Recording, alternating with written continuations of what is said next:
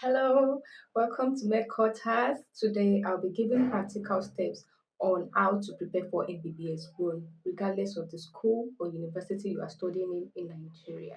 Let's go! In different medical schools in Nigeria, some people do comprehensive exam in 200 level. Comprehensive exam, you can call it more like a reading exam where you get to know your stance if you be proceeding to 300 level or repeating.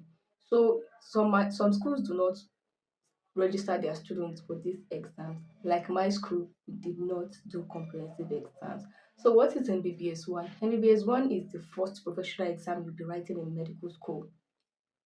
This determines if you'll be proceeding to clinicals or be staying back in preclinical. I'm not going to lie to you, MBBS 1 preparation is taxing, but you can do it. One thing we have to do is reflection and evaluation. I do say preparing for a BBS one exam starts from the day you resume your preclinical year. Every step matters. While reflecting and evaluating yourself, you want to check how you have done in your past exams, your in courses or tests. Have you been doing wonderfully well or it's otherwise? Have you been maximizing your group discussion or you are a lone wolf? And in med school, you can't work alone, just like Liverpool fans do say. This will help you to know your stance and what to do better. So that might come up a month to your exam or some weeks to. The weeks left is very much enough for miracle to happen if you know how to play your game and go about things. The second thing you want to do is planning. Now that you know your stance, how you have done, what you need to do better, then you plan. Some people do 30-day plan, 2 months plan, what have you, and then the number of days left to your exam. Some people do it, and your plan has to be realistic. God is the master of all planner. You have to have him in mind as you are planning because your plan might be disrupted. There might be lectures, there might be revision classes, practicals, all of it come in the way. What I'm pointing at is that you have to embrace flexibility in your plan. We do say the plan is not planning. That's when other things come in the way. As other things are coming in the way, you modify. You modify your plan to whatever situation, to whatever other things that is happening around that period. If you have followed me to this point, I would like to say kudos to you. Hit the like button and let's continue the conversation.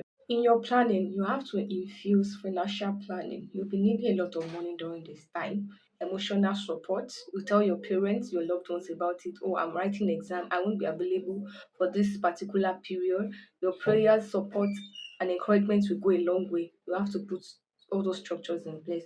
You drop extracurricular activities for that time. You can always take them back after you have passed your exam, right? The duration of the exam takes roughly 2 weeks. 1 week of written exam, the second week for practical, and you get your result at the end of the second week. Wonderful. When your exam is around the corner, you need to prioritize rest.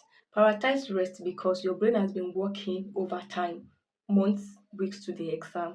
Some of you do till daybreak, some people opt for morning till night, whatever works for you. But when the exam is closer, you have to rest your brain. It's been working. Please rest. Ensure you rest to avoid getting sick. During the exam, now that you have prepared, you've gathered past questions, you've been to revision classes, studied your notes, revised personally, joined group discussions, prayed. Now the exam has come. You will want to be early to your exam hall. We want to read instructions. Instruction is part of the exam. Also, we need to be smart. Go to the exam hall with a wristwatch, with writing pen and other necessary writing tools. If possible, iron the clothes you'll be wearing for the whole 2 weeks and keep them aside. Your appearance really matter in this examination. You are a medical student, so you have to dress the part. Future doctors, right? After the first week, which I mentioned that it's always MCQ and theories, the following week is for practicals. You have to learn the intricacies of practicals in your school. I don't think it is the same.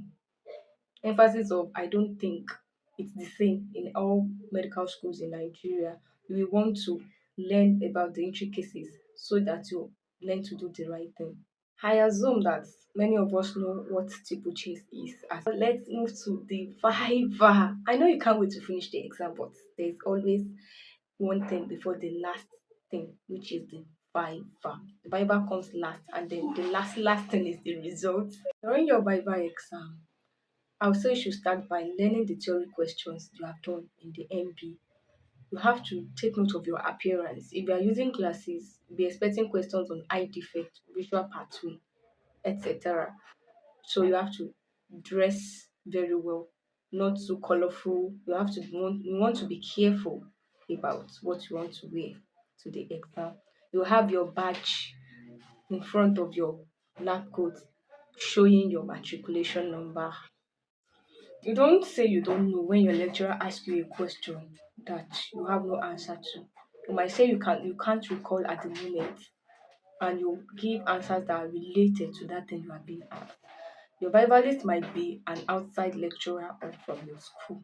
Either way, I want you to be confident. I want you to compose yourself.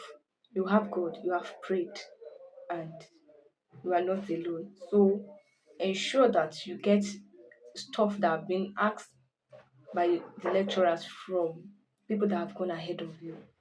That is really important. Many a times, the questions are always in the confine of what has been asked from the people that have gone ahead of you. Please leverage this advantage. Other things I'm going to tell you to do is to eat well, get fruits, juice, avoid junks, rest.